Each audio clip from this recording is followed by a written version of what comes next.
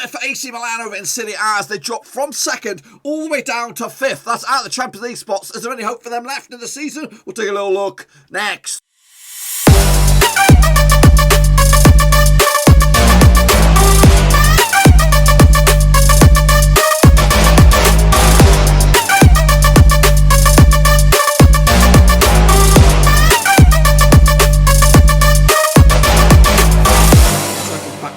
Prediction show today. We're taking a look at match number 34 over in Serie A, and we'll get to that in just 1 second. If you're new to the channel, smash your subscribe button to hit your bang update. All things Serie A related, Blackburn Rovers related, world football related. We're gonna know here. Oh no, Ruski. That's right. Of course, my tip for the title was looking so sweet back in, of course, February.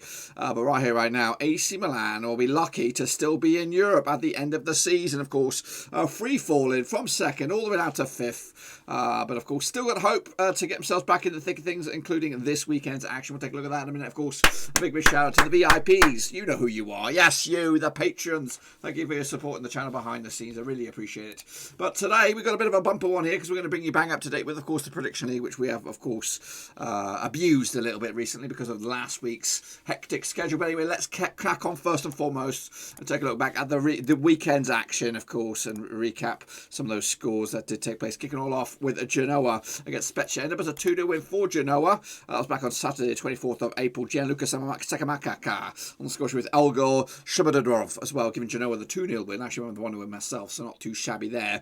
Parma lost a 7-goal thriller going in favour of Crotone, 4-3 in the end from them. Alessandro Mangalan, Simi Adam Unis, and on the score sheet with Simi with a brace. In fact, Hernani, Gervinho, and Mahi Valentin Mahalala got himself another goal there for Parma in a 4-3 win for Crotone. So that was a big win as well for Crotone down the foot of the table. Meanwhile, Sassuolo gets Sampdoria, ended up as a 1-0 win for Sassuolo.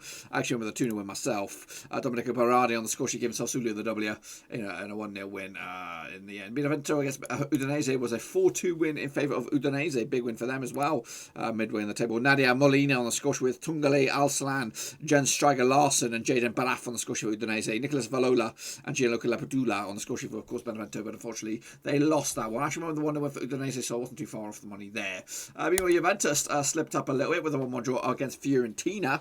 That was, of course, on Sunday, the 25th of April. Goals come from Alvaro Morata on the score sheet for Juventus. Dusan Vlahovic giving Fiorentina a share of the spoils. I actually remember the 2-0 win for Juventus, but I was wrong. Meanwhile, Inter Milan left it late, I think, with a 1-0 win over Hellas Verona. That was on, of course, Sunday as well. The 1-0 goal scorer was Matteo Darmian on the score sheet with a 76th minute, giving Milan Internazionale the win on that one. A 2-0 for me, not too shabby there. Cagliari against Roma was a 3-2 win for Cagliari, of course, big win as well. Chamalos Lankianis on the score sheet with Razvan Marian and João Pedro getting the goal for Cagliari, with Carlos Perez and Federico Fazio for Roma, but unfortunately not good enough for them. I actually remember the 3-1 win for Roma, but I was wrong. Atalanta, though, put 5. Yes, that's 5 against Bologna. Ruslan Lavanomoski on the score sheet, Luis Muriel, Ramiro Frulia, Dusan Zapata, and Alexei Miranchuk on the score sheet for Atalanta. Jody Schutten got himself a red card as Bologna lost this one big time, 5-0. I went with a 2-0 win. Torino against Napoli, ended up as a 2-0 win for Napoli. Actually went with Torino. I don't know why. I think I even said I don't know why I went with that one in the last video. Goals coming from Dimirko Bakayoko on the score sheet with Victor Osimhen as well. Rolando Mandragoga got himself sent off for Torino. Of course, my tip for the top, of course, AC Milan got smashed by Lazio 3-0 at the end. Joaquim Carrera on the score sheet for Lazio. Ciro Immobile on the score sheet as well. Carrera got himself a brace. So as you can see, I did okay. What was I got? 1, I got 2, 3, 4, 5. I got 5. So that's not too bad anyway. What's that done for the table? Well, in fact, we're going to go back now. We're going to take a little picks in a little bit. We're going to go back a couple of weeks. Take a little look back at the results that took place on, of course, the weekend of the 17th of April. That's right, Crotone against Udinese and the like. So Yannick Zayfried, we're just jumping straight into the deep end. That's what Zayfried did all right. Louis Olivier also did okay. Ojo 52 did good. Jonas Castro also did very well. That guy down there did also very well. Shane O'Donnell did bits. Well done to you. Of course, Tom Stain also did very well. Alex Weller, not too shabby. Ivan Stringer, not too bad. The D-Man, well done to you. Of course, Yannick Buster also did bits as well. And Vincent Hong, not too bad. Manji Monday, though, did good. Kosuke, he's okay. Gimmichai, not too bad as well. Matt Matt Gunner, not too bad. BCFC are great. You also did good. IC Milan also did very, very well. AJ24 did poop. Russell Foster, well played to you, my brother. Of course, patrons getting a bit of love. Cameron Tran also did great. Hansworth's not too bad. And of course, Omar Esquivel, fair play to you. As for the leaderboard for this week and this week alone, all the way back, of course, in the 17th of April, AJ24, don't even look at it. But if your name is that guy up there, and of course, Yannick Buster did bits, you did very, very well for yourselves. You are the kings for that small bit of time, but you just didn't know it. You just didn't know you were the kings. As for the next weekend's action, which was, of course, the midweek action, going all the way back to Tuesday, the 20th of April, and the like, including the likes of Verona, Fiorentina, Milan against Sassuolo, of course. I'm a stringer. Let's get into this one then. I'm a stringer, did bits. Yannick Seinfeld also did good. Leo Alveri did poop. OJ52, not too bad, because Yannick Buster did bits. Tom Stainer, well played to you, but you did shite. Shane O'Donnell also did very, very well. Well done to you. Of course, Gaming Charlie did bits. House and K, not too bad. Vincent Hong did okay. Alex Well, not too shabby. And of course, Ultra Omer, you're fair play to you, my main man. Kicking on further, AJ24 did poop. Omar Esquivel did alright. Of course, well done to you. Of course, Matt Gunn also did great. Russell Frost, not too shabby. Well done to you. Of course, James Bruce FC, great. You did good. I say Madu, not too bad. Costas K, he's okay. And Imagine Monday also did good.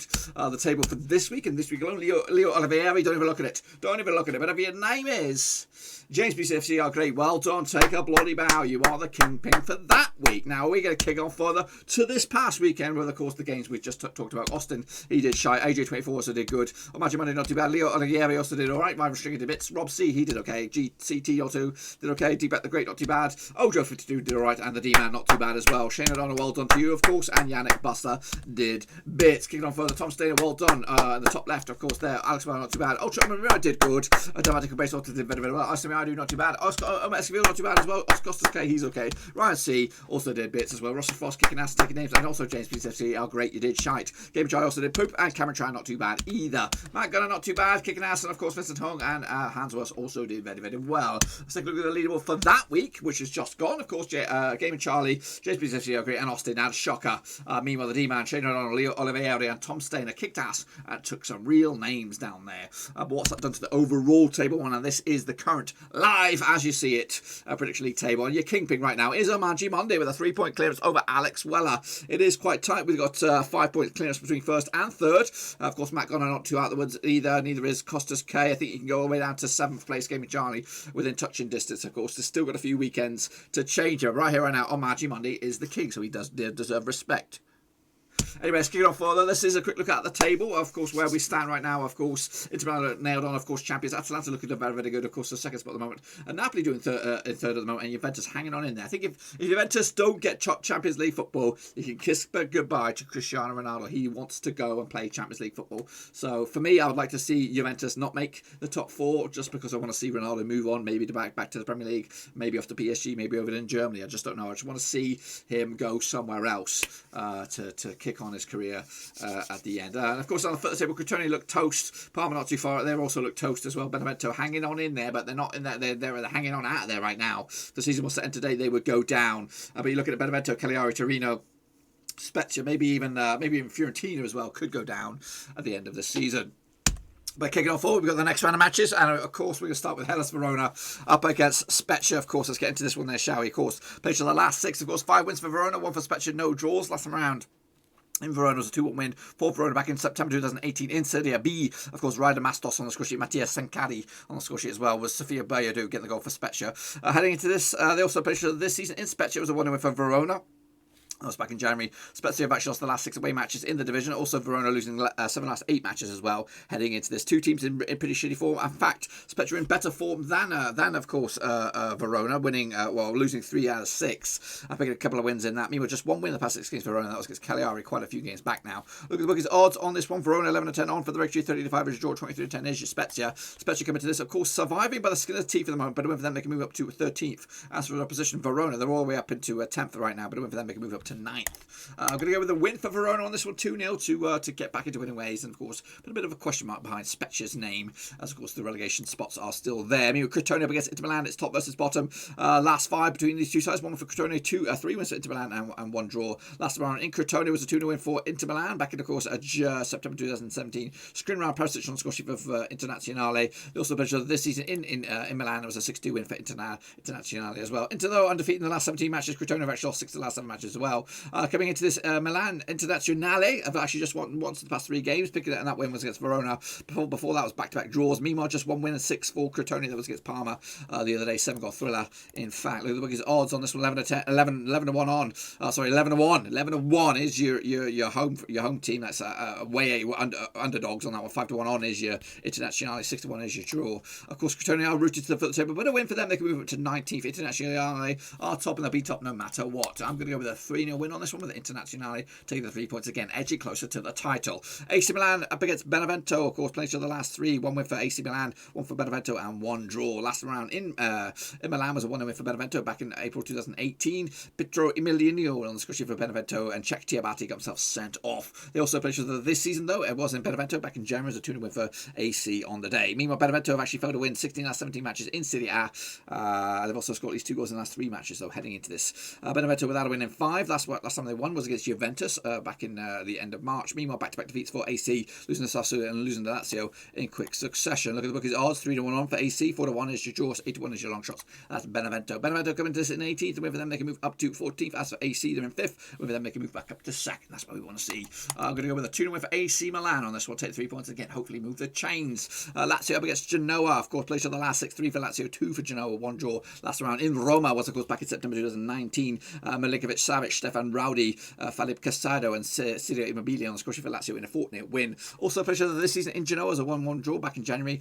Immobile and Destro on the score sheet for the respective clubs. Lazio, though, winning their last 10 home matches in the city, in the division, of course. They also scored at least 2 goals in the last 10 home matches as well. Heading into this, just 1 defeat the past 6 games for Lazio. Though it's Napoli a couple of games back. Meanwhile, just 1 win in 5 for Genoa. That's against Spezia just the other day. Look at the bookies odds on this one. We have Lazio coming at you 5-2 on for the victory. 7-2 is your draw. 7-1 is your Genoa on this one. Genoa coming to this. Where are you? In 13th spot, but win for them, they can move up to 11th. As for Lazio, they're in 6th. Win for them, they can close in on 5th. That's AC right now. 3-1 win for Lazio to make it another win to get himself right back in the hunt. Next up, of course, Sassuolo against Atalanta. Played to the last 6, of course, 6 out of 6 for Atalanta, nothing for Sassuolo. Last round in Sassuolo was a 4-1 win for Atalanta back in September 2019. Papo Gomez on the score sheet, Ruben Guzins as well. Duvan Zapata again on the score sheet.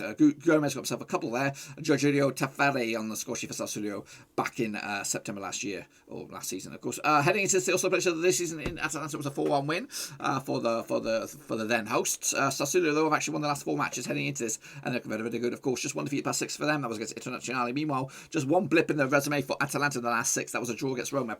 Besides all that, they've won 5 out of 6. Of course, looking very, very good. Sassuolo coming into this, of course, 92 for the victory, 10-3 is your draw, 50-8 is your Atalanta. Atalanta are second. Win for them, they can close in on 1st. As for Sassuolo, down to 8th, but a win for them, they can move up to 7th. I'm going with a 3-0 win for Atalanta on the road. 3 points in the bag. Next up, Napoli up against Cagliari. Of course, played to the last 6. Of course, 5 for Napoli, 1 for Cagliari. No draws last round in. Napoli was a 1-0 win for Cagliari back in September 2019. Lucas Castro on the score sheet for Cagliari. Koulibaly getting himself sent off in the last couple of minutes of drama there. They also played this season in Cagliari as a 4-1 win back in Jan.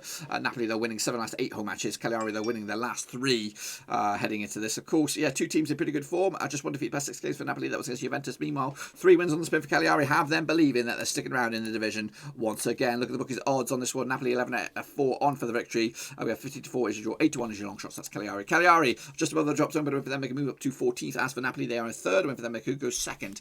Of course, I'm going to go with a 2 win for Napoli on this one to take the 3 points and keep on moving on. Next, of course, we have Bologna up against Fiorentina, who could go down. Last 6 between 2 sides. Now for Bologna, 2 for Fiorentina and 4 draws. Last round in Bologna was a 1-1 draw back in Jan 2020.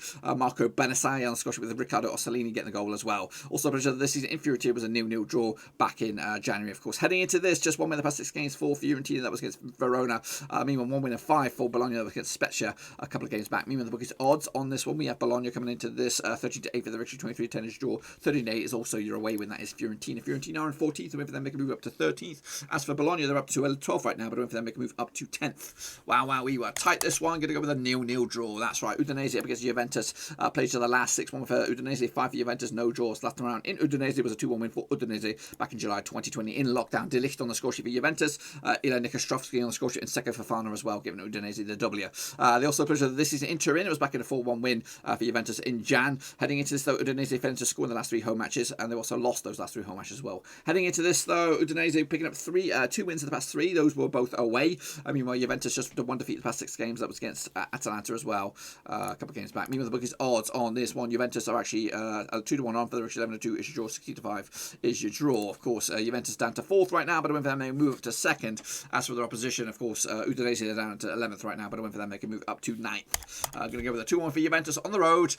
2 points, 3 points in the bag. Moving on, next up, of course, we have Sampdoria taking on, of course, Roma. Of course, played to the last 6, of course, 1 win for Sampdoria, 4 for Roma, 1 draw last round in Sampdoria. A 0-0 draw back in October 2019. Their only highlight, Justin Kluivert got himself sent off. Meanwhile, they also played this season in Roma. It was a 1-0 win for Roma back in, of course, Jan. Roma, though, conceded at least 2 goals in the last 4 away matches heading into this.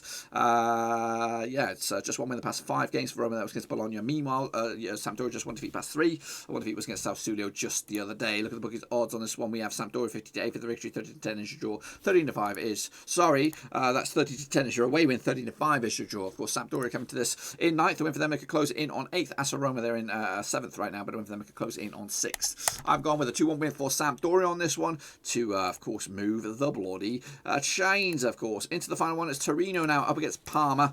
Of course, relegation 6-pointer, you would say.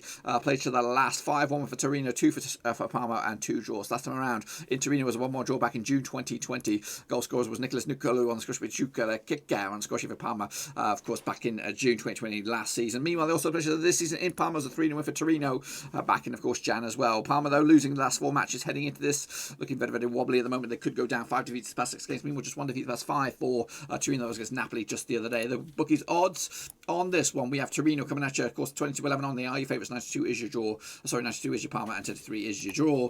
Parma coming to this in the relegation zone. They are 19th, but a win for them, it goes in on 18th. I think they're down already. They look toast. After Torino in 16th, but a win for them, they can move up to 14th. Tight, airtight, going to go with a 2-1 for Parma, but I think it's too little, too late. That, my friends, is what I've got for you today. Hopefully you enjoyed the video. If you did, smash the old thumbs up, and if you're new, smash your subscribe. Get your bang up to date with all things Blackburn Rovers related, Serie A related, world football related. We got it all clear under one roof. Big summer ahead, of course, on the channel. Of course, big season next season. So make sure you come back. If you love football, this is the place to be. Until then, though, we'll see you all soon for the next one. Until then, I am out.